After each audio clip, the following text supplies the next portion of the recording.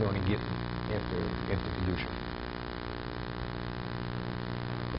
Okay, we're still on Pei Aleph on the days.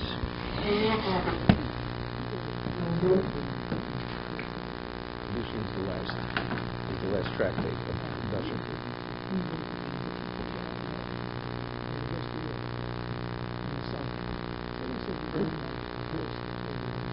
But really, in the Torah it says a woman who's suspected for adultery. It says the husband divorces her. She goes and marries another man. So where does it end? It ends with marriage. She was divorced and she marries another man. So she can't marry unless she's first divorced.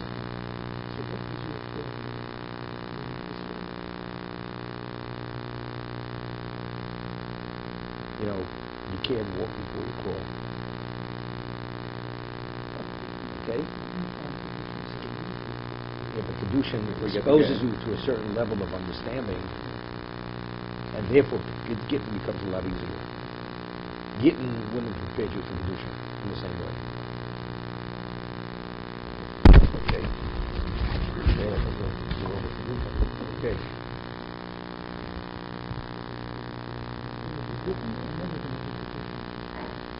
The Yachid.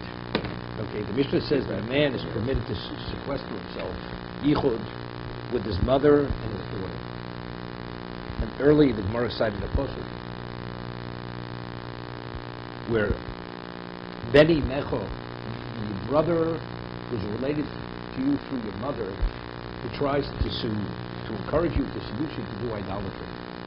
So the Gemara asks, that's Bosses, it's Beni Necho. So the Gemara asks why, and if your paternal brother, if he tries to seduce you, he's also subject to the death penalty. One is Torah speaks specifically Beni Necho. So from there, the Torah is alluding that a son is permitted to seclude himself with his mother, even on a permanent level, which we discussed in a moment. Even though the laws of seclusion have no relevance to your sister or to many natural blood relatives, it doesn't apply. What about to set up an arrangement, a permanent living situation? Are you permitted? Rabbinically, are you permitted? Person wants to take an apartment with a sister. Let's say a woman never got married, she was widowed, but she has a brother who's never married or a widower. And says, look, we got another 25 years, doesn't make sense for you to take 2 apartments. We'll take one apartment, we'll live together. We'll share an apartment on an ongoing basis. Is it permitted? Lava? Not permitted. A brother wants to move in with his sister to be there 3 months, 6 months, a year. Not a problem. But to be a permanent living situation, rabbinically it's not permitted. Because it looks like they're together. For a mother or a child, a parent wants to move in with a father wants to move in with a daughter, it's not a problem. But with an aunt, a sister, seclusion is permitted to seclude yourself. But anything which is called keva, it's called a permanent residence. You're there on a permanent level, you're not permitted. I'll give you an example. This happened after the war, or during the war, the shortage of apartments in New York City.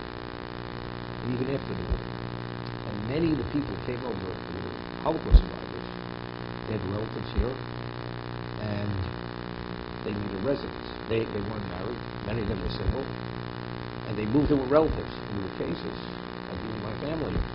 My grandmother, she had a nephew who was in the concentration camp. My grandmother was here since the early 20s, came over. She herself, all the children were married already, right after the war. And her nephew had nowhere to go. And he moved in with my grandmother. It was his aunt. Until he was going to make a life for himself. How long was it? Who knows? Permitted. Because it was clear. It's only temporary. Till he becomes independent, finds a wife, establishes himself financially, it's only a temporary. But temporary maybe 3 years, 4 years. Doesn't make a difference. That's called temporary.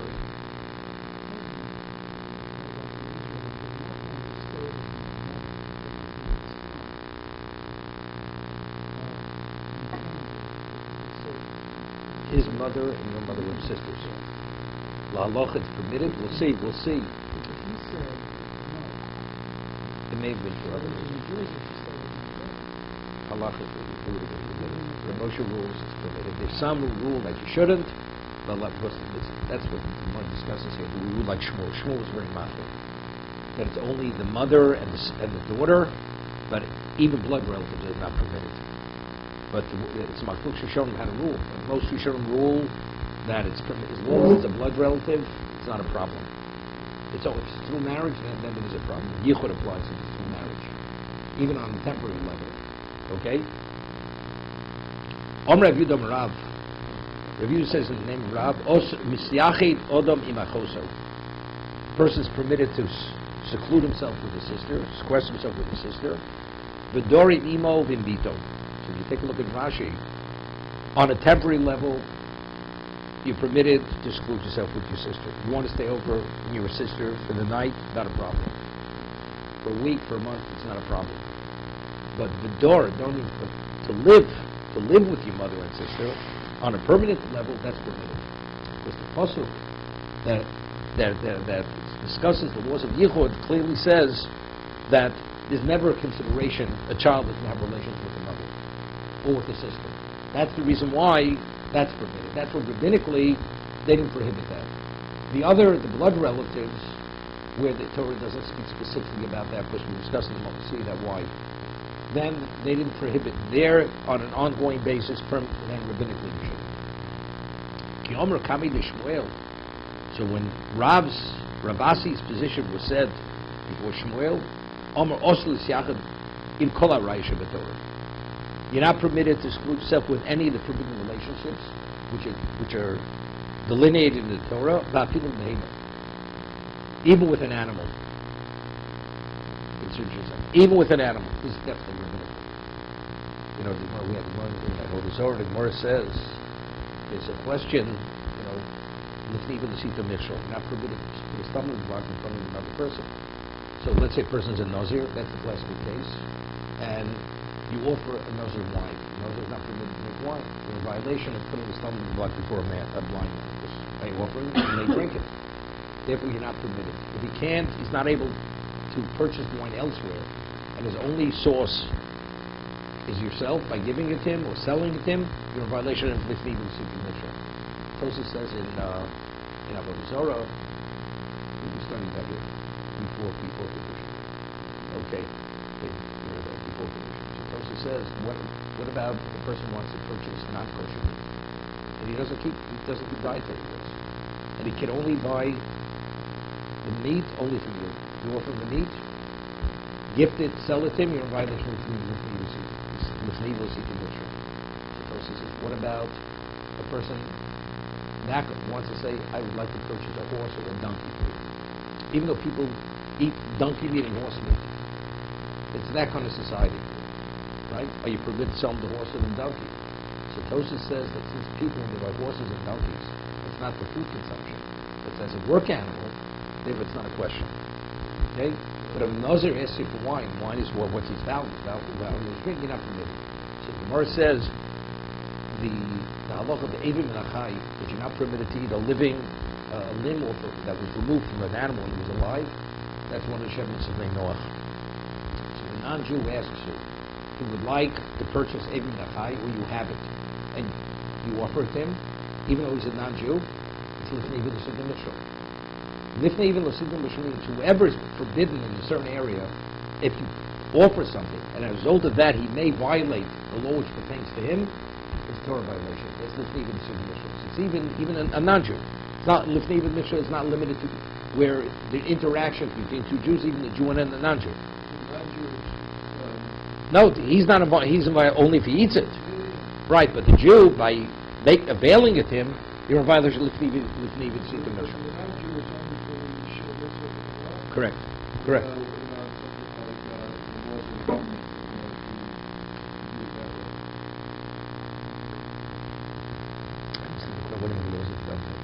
Eat him off Sedina.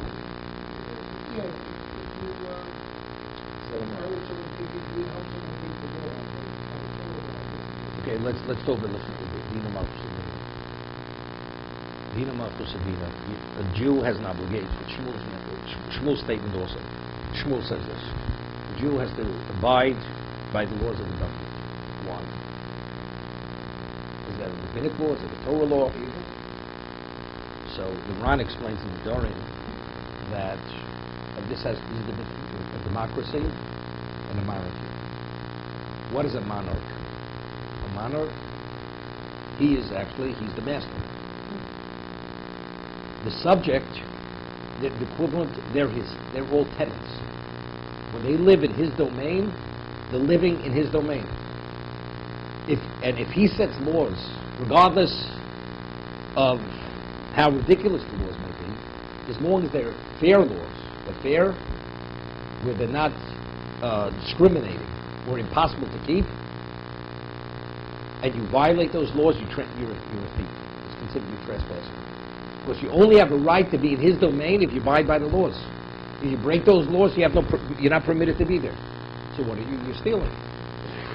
You're a trespasser. That is the basis of Dina Malchus Dina. So let's say in the United States you're a naturalized citizen. They can't deport you. I have a right to be as much as anybody else, as much as the President of the United States, although he comes from Kenya. It doesn't make a difference. Right? The laws of Dina Malchus Dina are not so simple that you're obligated to keep, based on the original concept of that you're bound by the law of the land. I mean, there are other issues, like Ego, Chil Hashem, all these other issues are issues. But in terms of that you're a thief, that you're stealing, you're not a thief. Because I have a right to be here, because I was born here. That's why I have a right to be here. I have a right. And therefore, the Gemara says, in Eretz Yisrael, even if you have a king, Dina Malchus Dina doesn't apply. Because every Jew has a share in the land. I have a right to be there because the land is my land. So if that's the case, you can't subject me to laws that I should be considered a thief if I don't buy. There are other reasons why you have to buy them, because they could because you can't maintain a society if people break the law. That's a separate. But as being a thief, I'm not a thief. By being here, because I have a right to be here, because it's my location, it's my country. Okay. So the Gemara says over there, we speak of the Mishnah. What about a non-Jew who wants to commit bestiality? And he needs an animal, and you offer him an animal. You're in violation of the K'nei V'Sita Mishra. Because even a non-Jew is not permitted. Let's wait a second, we'll talk about this. We'll talk. So the Mishnah says in Avodah Zarah that a Jew goes to an inn, he's not permitted to leave his animal in a stable. Because the Goy is suspect that he's going to have relations with the animal. He's going to commit bestiality with the animal of the Jew. A non-Jew wants to purchase an animal from the Jew. There's all kinds of questions. It's a question of bestiality. So if you go to an inn, you're not permitted to allow the non-Jew to sequester himself with your animal. Because if you do, you create a lifnei v'siti mitzvah for a goy. It's a Mishnah. So today, that non-Jews, we live in a different kind of, at one time, society. It's not far from where it used to be. We're so depraved that anything a human being was able to do some sexual act with, they were there. So they were suspect. So the Gemara says that Chavivin behemosin shel Yisrael yosem yosheim. The non-Jew desired the animal belonging to the Jew more than his own wife. Yeah, that's the Gemara in Avodah Zarah. So therefore, the Gemara says, why not a non-Jew's animal? Why only the Jew's animal? They desire the animal more than their own wife. So, but why the Jew's animal, not the non-Jew's animal? So the Gemara says that Gemara says that if a person commits bestiality with an animal, the animal becomes sterile. So therefore, if a non-Jew's animal, one Jew, Goy, has relations with, commits bestiality with the animal, his fellow Gentile is going to kill him. He said, you're destroying my animal. But a Jew, he couldn't care less. What's the Jew going to do to him? Right? You live in a Gentile society. He can't do anything to you. So if you protect your animal, he's not going to forcibly take it away from you. But if you leave it and he secludes himself, you can be pretty much assured he's going to commit bestiality with the animal. That's Gemara Avodah Zarah. So if you live in a society where it's not unheard of that when people who are secluded with animals, they commit bestiality. So what about a Jew? They say the Jews like us. We commit bestiality, they commit bestiality. So it's already, so we have to be careful how we're perceived. So an ordinary person, okay, all these Amoroyim, they assume this chumrah, Shmuel, that even with an animal you should not seclude yourself. Not on a Torah level. There's no prohibition. Even rabbinically, there shouldn't be a prohibition. If we live in a total Jewish society, but if you live in a Gentile society, and the non-Jew sees the Jew no different than himself, what does he say about the rabbi? The rabbi commits bestiality. I commit. He's secluding himself with the animal. Therefore, Shmuel says not only you're not permitted to sequester yourself with the forbidden sexual relationships, relatives, even with a behemoth, even with an animal. But let's say today that's unheard of. You live in a society even the Gentiles don't. There's no problem. The Jew, even the rabbi, he could be. He could be in the same field in a pasture, although there are animals there, because nobody would suspect ever that this is going to be his kind of behavior. Because any decent human being doesn't behave this way. Is that societal thing or an individual? Usually societal. We're talking about a perception. What do people say happened? What could have happened? That you have decent human beings. They live ethically, morally. It's unheard of. Now you had to go out to Appalachia to find this kind of behavior. In a normal, functional society, this kind of behavior doesn't exist. Okay?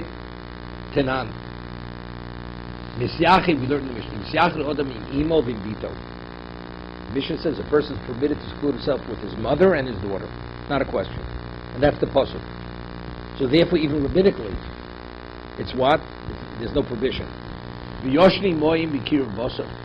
And you're permitted, the children will see up to a certain age, even if the mother and the child, when they sleep together, their flesh is touching, it's not a problem.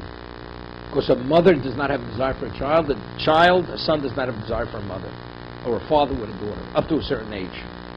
Which said Moshe to Shmuel. So the same with the Mishnah with Shmuel, because he made this statement, he says, Kol harayos.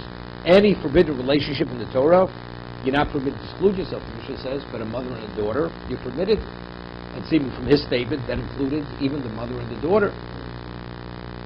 The son and the mother, and the daughter and the father. So it's Tiyufta de Shmuel, it's a refutation on Amalach Shmuel Tamech. It is according to your understanding.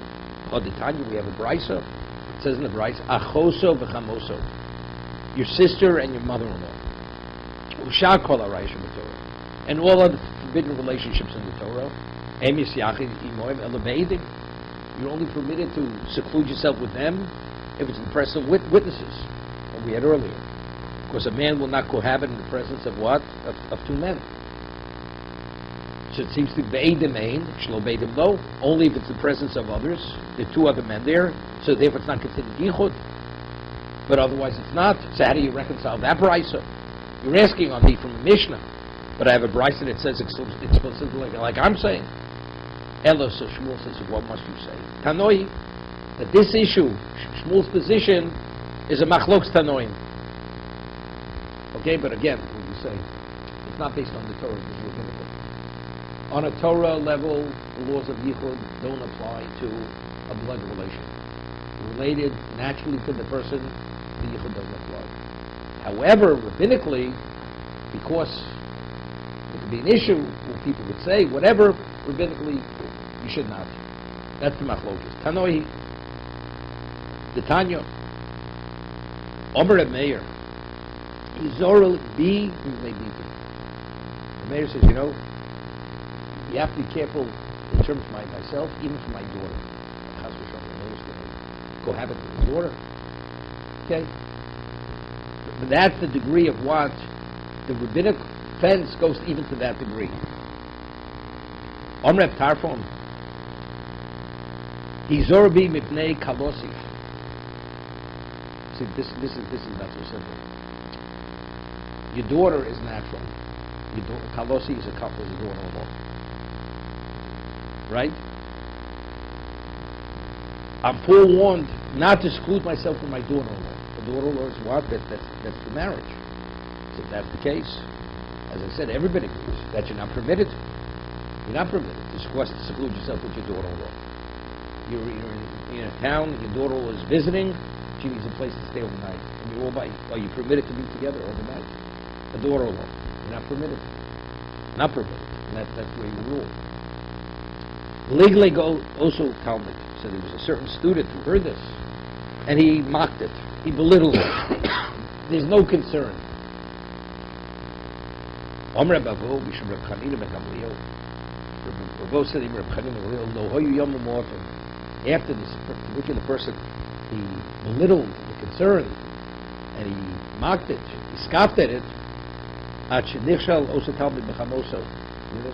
he himself, he had relations with his mother-in-law. To prove that there's what to be worried about, what to be concerned about. Afilu behemo. One should not school himself even with an animal.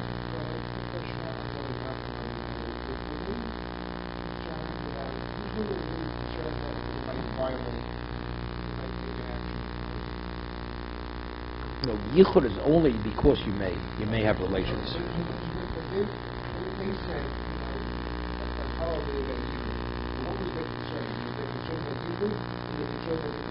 No, this is rabbinical. No, of course they can control themselves.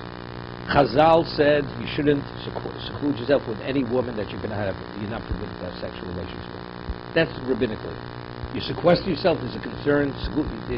One may lead to another. So the question is, how far did Chazal go regarding this rabbinic? According to the way we rule, any natural relation, as long as it's not on a permanent level, is permitted. A daughter, an aunt, all these. A sister, it's all permitted. It's all permitted. They hold, Rice holds, no, that you have to be machmir. Rabbinically, you have to be machmir. You should not. So that's what he said. Even from his daughter, rabbinically. The Chachamim say even that should not be.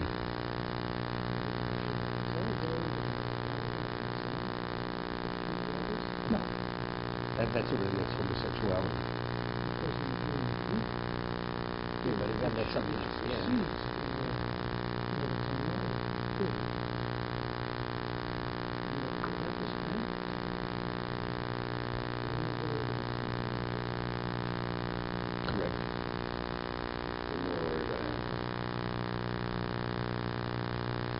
See, again, two Jews is not the Jew and the animal.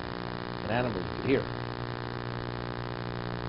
Jews have a high standard. They're not going to commit homosexuality among themselves. But with an animal, maybe yes. An animal is an unintelligible creature. A person is an object. Okay? Let's see. Abaye michlole mikul dabra. Abaye, when he would be in a certain location, he would clear the whole area out. There should not even be animals there. So Tosha says, even though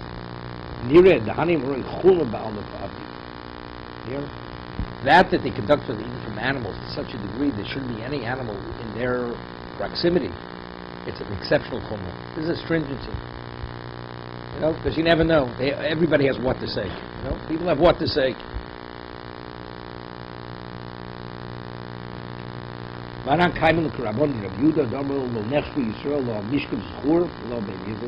important. David, which was the Gemara says later, Jews are not suspect for sodomy or for bestiality. It's not a Jewish thing ever. Jews don't do that. Illicit relations with women, yes. But with an animal, with another male, it doesn't even enter people's minds that such a thing. This is off the charts. Has no relevance to the Jew. So therefore, that Abaye, he would clear the field, the area that shouldn't even be an animal there. That was their exceptional chumrah. Their stringencies. Rav Sheshes Maver Mitzro.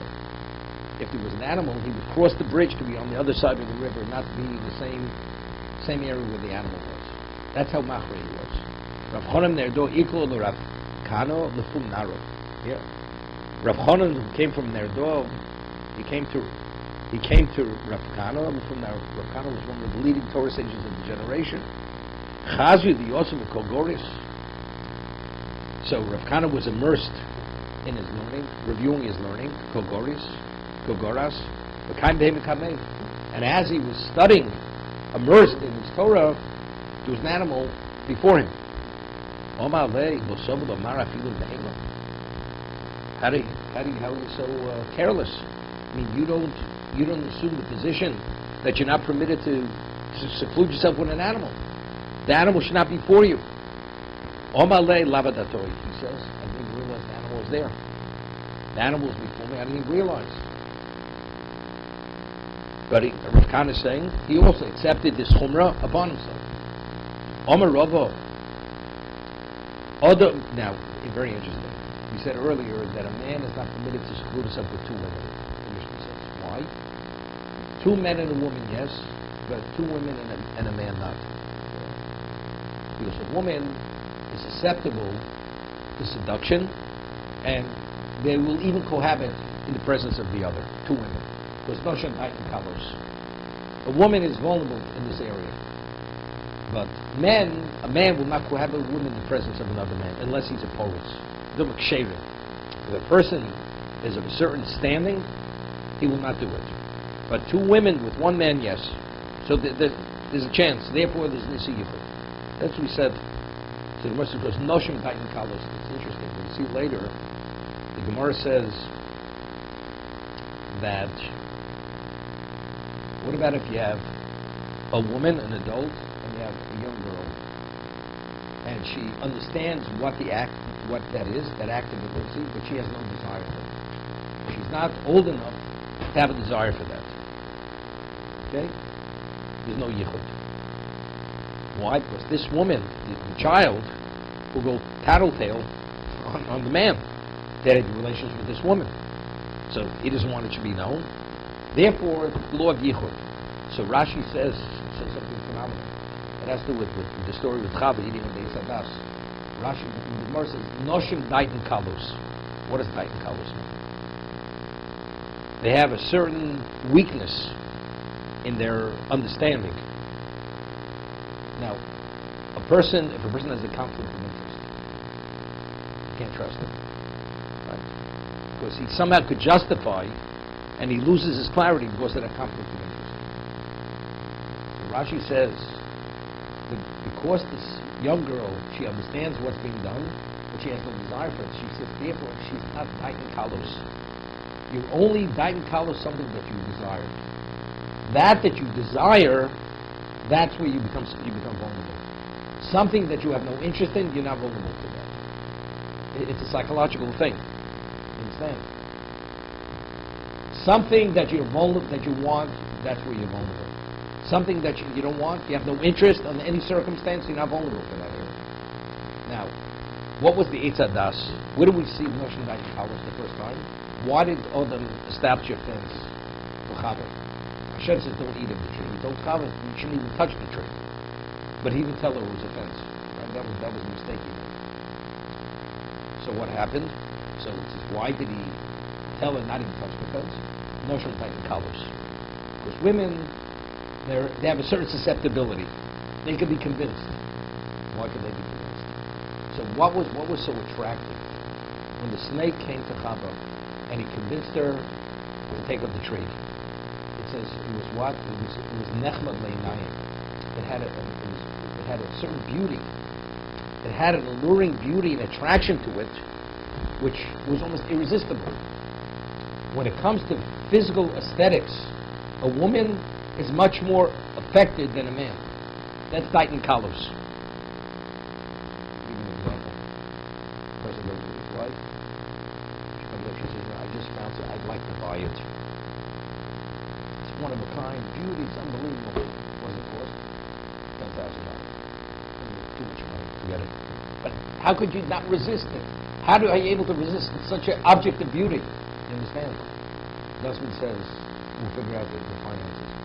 It's off the charts. They're not acceptable. But women, they're much more, at one time, in the United States, the whole concept of fashion among men didn't exist. There's no such thing as fashion. Fashion was only women. Why not among men? Because, again, a woman has a certain need. The Gemara says in Psochim, Arbi Psochim, the Gemara says, it says, V'samachim b'chagecha. You have a mitzvah to samech on Yom Tov. Now, how are you samech? What does the Gemara say? Ernie, on Chagiga. Jay, ain't simcha ela v'basa v'yayin. So what about a woman How does a woman, how does she fulfill the mitzvah of Simchas HaChag? So it says clothing and jewelry. That's her Simchas HaChag. Person has an obligation to buy his wife something for Yom Tov. A new dress, piece of jewelry, whatever it is, because that's her Simcha. So that has to do with the aesthetic. That's Noshim Titan Kalos. A woman, when it comes to intimacy, a woman has a greater need for that, than a man. A man's not going to put himself in a position to cohabit with a woman in the presence of another man.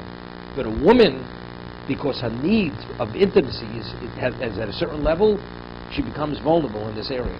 That's Titan Kalos. It becomes blurred as a result of that. That's what happened with Chava. Therefore, Adam understanding this, therefore he created a fence. But unfortunately, he didn't tell her it was a fence, and therefore she failed. Yeah, because the whole thing in the story is what happened with the snake. He pushed her into the tree, and he said, "You see, you're not dying." So she thought initially, because it was the word of Hashem not to touch the tree. She wasn't aware it was a fence. Okay, but the Torah makes it a point of how irresistible and how beautiful the fruit was, in every sense of the word. A person is permitted to sequester. He has two brothers, and both of the husbands died. He's permitted to be miyachad with the two yevamos. Why? You understand? So we speak about im shtei tzoros. Now, why are co-wives called co-wives? Why are co-wives called tzoros? Right? For the husband, it's for sure tzoros. Right? But each one is continuously at odds with the other one. Because each one is a competition for the husband's attention. Each one feels the other one, so there's a certain dislike between the two women. You understand? The whole idea is, it's okay, there's me and there's you. I have nothing to do with you. But if each of them already have something negative feeling to one another, you could sequester yourself with these women. Because one woman will not allow herself, because of this certain semi-animosity to her co-wife, to cohabit in his presence. They're called shtei yevamos. Right, what was the case of shtei yevamos? Elsewhere here doesn't say that. It says it's the potential. So what is it? Two sisters or what? It's a very narrow thing. You've got three brothers, two are deceased, and widows are there, and the man is supposed to... So what are the two sisters-in-law with the husbands? They're all alive. All the brothers are alive. It tells you that's how... It's a very narrow case. They're all alive, either they're all alive, and none of them is children. So one of them is concerned that the wife might die, My husband might and she's going to become my co-wife, and she's going to become my problem. It seems such a long shot. Yeah, I understand. Yeah. It's unclear what the case of shtei yevamos are. Right. So if both brothers are deceased, so the two women, so if they're waiting, so therefore there's a question of what? They're going to be sparring. Ultimately, they're going to be competing with one another. So there's a dislike between the two of them. But the man is obligated to fulfill his mutual religion. Why both? No, both. Why both? Well, Not with them before that. no, two brothers. They're widows of two brothers. If it's two wives of one brother, is one thing. So he has to do with both. But what about until he does the evil? He's not permitted. Let's say you're of the opinion of this also makes it more complicated. We had a discussion, does the evil have to be in the presence of witnesses? Let's say you have to be in the presence of witnesses. Then you want to sequester yourself where there are no witnesses. You're not permitted. Because you're only permitted to perform evil. Right? But if there are no witnesses, you're not permitted to seclude, because the act is not considered an act of evil. That's sexual act. Because it has to have a result. There's no result there.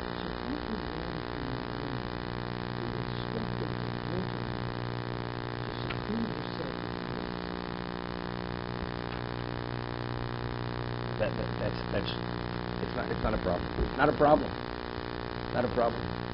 Now, why is one not permitted to screw himself with a woman, a single woman? Why? It's rabbinical. That was Bezdino Shel David. David HaMelech, his court ruled because there was an incident between Tamar and Amnon. Was that incident? They legislated a man's not permitted to screw even with a single woman. This was before that, a number of generations earlier. We continue.